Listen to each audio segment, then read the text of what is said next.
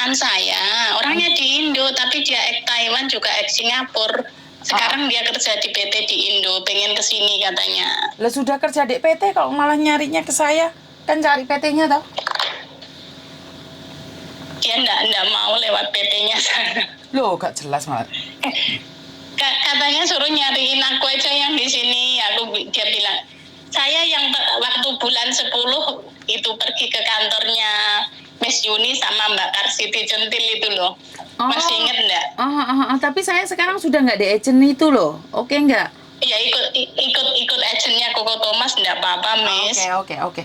Jadi kamu sekarang SMS kan ada balasannya atau kirim mono balasannya itu suruh dia isi formulirnya itu. Terus hubungi Koko Thomas, tahu kan? Mintanya yang jaga orang tua gitu, Miss. Iya, nggak apa-apa, di situ ditulis loh. Iya.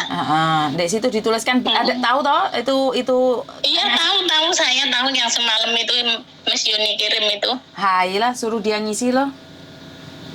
Iya. Ada yang lain lagi? Halo? Nggak ada. Ya halo. Nanti saya hubungin dia aja, langsung saya kirim ke WA-nya dia, nanti dia akan converse langsung sama Miss Yuni. Namanya Darmi gitu ya. Ntar pasti dia bilang adiknya itu Cece Mesmi gitu. Nggak apa-apa, suruh nyari Koko Thomas saja. Soalnya HP saya kan terlalu banyak. Oke. HP saya terlalu banyak. Iya. Jadi untuk yang cari majikan langsung fokusnya dek Koko. Yang sama saya yang bermasalah aja. Jadi walaupun kalian ikut Koko, kalau kalian bermasalah kalian harus carinya saya.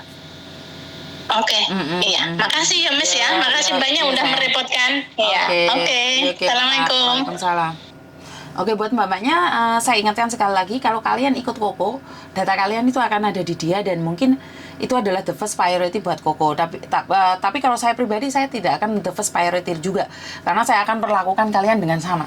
Baik kalian anaknya Koko atau tidak, saya akan perlakukan kalian dengan sama. Jadi siapa yang bisa saya angkat dan bisa saya bantu. Jadi saya tidak akan fokus pada anaknya Koko.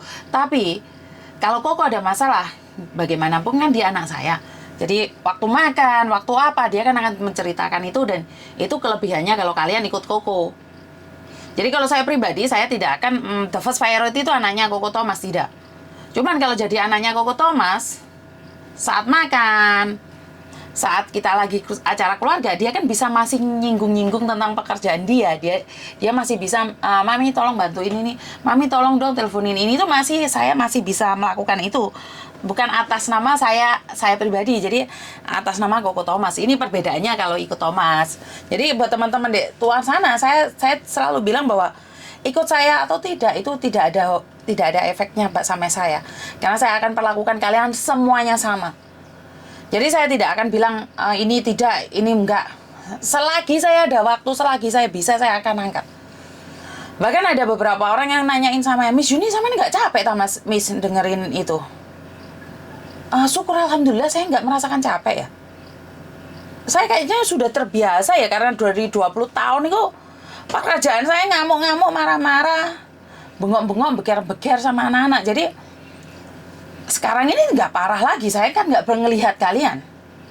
Saya cuma dengar suara kalian. Kalau zaman dahulu kala, wes dulu areken duwablek nakal, mentol nyomamplui ke sitok-sitok. Tapi di sini kan saya ngomong tak sampluk karo helikopter, kan cuma ngomong aja. Ketemu aja enggak, biaya apa nyampluk. Bener nggak? Tapi kalau dulu saya tuh ngamuk itu geget-geget, pingin nyekik uangnya, pingin ngemplok uangnya. Jadi saya sudah terbiasa ya, saya merasa apa yang saya lakukan ini adalah sebagian dari ibadah ngono ya wes. Sampai enek sing ngomong aib wong dibongkar, ngisi-ngisi sembarang dadi konten. Padahal dipikir ini bukan hari ini aja loh. Kontennya itu sebenarnya sudah 20 tahun. Cuman kan zaman 20 tahun yang lalu kan nggak seheboh sekarang ini, karena ada media sosial. Jadi masih rodok menang saya itu. Jadi apa yang saya lakukan hari ini itu adalah karena perjuangan saya 20 tahun yang lalu. Saya selalu bilang sama teman-teman, nggak ada yang instan dalam hidup ini, nggak ada yang instan. Saya selalu mengingatkan berkali-kali. Jika kalian mengharapkan sesuatu yang instan, maka kalian akan kehilangan sesuatu itu dengan cepat juga. Dan buat teman-teman yang yang ikut Koko Thomas, kalian harus pastikan kalian punya nomornya Koko Thomas, atau setidaknya kalian SMS sama Koko Thomas. Karena Koko Thomas itu pegang data banyak ternyata, dia tuh nyimpen bener-bener rapi. Jadi dia akan ikut jejak, beda dengan saya ya, karena saya orangnya tidak terorganisir dan saya itu bukan orang yang berpendidikan tinggi dan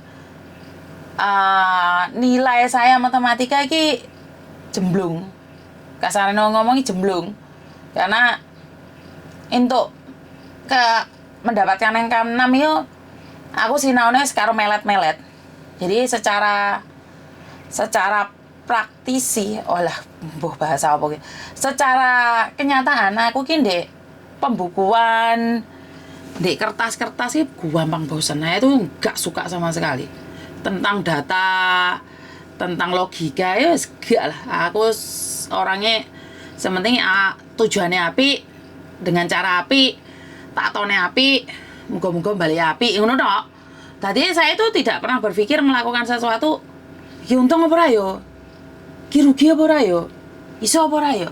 Kalau dipikir ya saya buat konten terus marano di agent kan keuntungannya berlipat-lipat mbak. Tapi aku mau gendeng, karena saya sudah enjoy dengan hidup saya saat ini. Saya nyantai dengerin curhatan kalian. Bahkan saya ngomong ngonten tok ben untuk duit. Loh, saya itu tujuan awal kan nggak ngonten golek duit. Saya itu tujuan awal itu ngonten memberikan penerangan dan penjelasan dan saya itu dihargai oleh YouTube. Akhirnya saya dapat uang dari YouTube. Jadi bukan mbaknya yang konsultasi ngasih saya uang, enggak ya. Ini yang sering salah ya. Kalau kalian tidak cocok, tidak ingin melihat, itu enggak apa-apa. Kami itu isinya kan mungkin juga tidak sesuai dengan harapan Anda. Karena saya ngomongnya kan, apa yang saya berikan ini sesuai pengalaman saya dan pengalaman orang-orang di sekitar saya. Jadi tidak bisa disesuaikan dengan keinginan Anda. Karena konten saya ini bukan by orderan.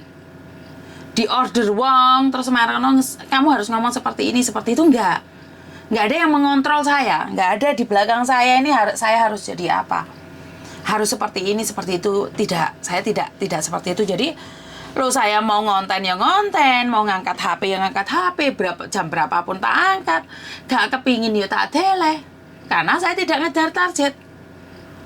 Wong sugih Indonesia itu loh untuk duit teko konten kan ya mereka mbak. Kan saya bukan orang secanggih mereka.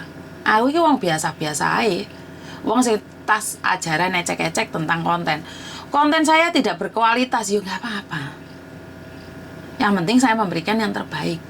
Tujuan awal saya adalah membantu. Emang kamu berani, kita challenge. Coba jadi saya, ya.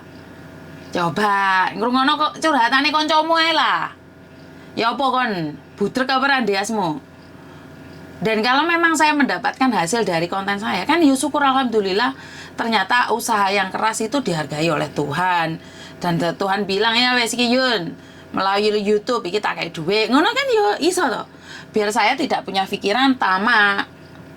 Jadi ya wis rezeki saya di sini, pengocehan saya diterima menurut mereka yang garis keras, garis lurus, garis itu bisa diterima oleh mereka, maka saya bisa masuk di kehidupan kalian, di konten-konten ini. Bahkan yang bukan TKW yang nonton itu kadang-kadang saya jegek juga, aneh. Ini keluarga bukan jadi TKW, keluarga tidak ada sangkut pautnya, kenapa mendengarkan? Ternyata apa? Dari konten saya mereka bilang tahu diri, mawas diri, terima kasih dan ikhlas, itu mereka punya di situ. Berarti saya kan mengajarkan sesuatu yang baik tuh. Di luar sana emangnya di Indonesia nggak banyak konten loh. Saya itu kalau dipikirkan kalau dengan Indonesia konten itu saya belgendes, gak ada apa-apanya, nggak ada edit-editan, thumbnailnya seenggaknya Mas Andro. Zaman biyen orang ada thumbnail-thumbnailan. Zaman tujuan ini mengikut gak konten, telan di YouTube sat tiba untuk duit, ya syukur. Untuk duit piramis. Tahu Mas Andro ini ngedel-ngedel. Jadi teman-teman di luar sana, sekali lagi hidup ini butuh perjuangan dan jangan pernah lelah. Ikut saya bukan berarti bisa menjanjikan saya yang terbaik, memberikan Anda yang terbaik, tapi saya berjanji akan saya berikan sesuatu yang bisa saya lakukan semampu saya dan sekuat saya. Dan buat mbaknya yang berkata bahwa agent hanyalah berbasis bisnis, karena omongan kalian itu saya tidak mau di agent. Jadi itu aja. Aku nuruti lambe turai netizen, saya tidak membuka agent. Tapi walaupun ada sebagian besar yang meminta saya bekerja di agent lagi, bahkan buka agent dewe, tapi aku mau mumet. Lah aku nerima curhatan wis mumet membuka agent dewe, apa gak anakku tak santap mendino. Itu aja dari saya, kurang lebihnya saya minta maaf, dan wassalamualaikum warahmatullahi wabarakatuh. Berkat Tuhan mengalir atas hidup kita semua, semoga semua makhluk hidup bahagia, dan terima kasih, bye-bye.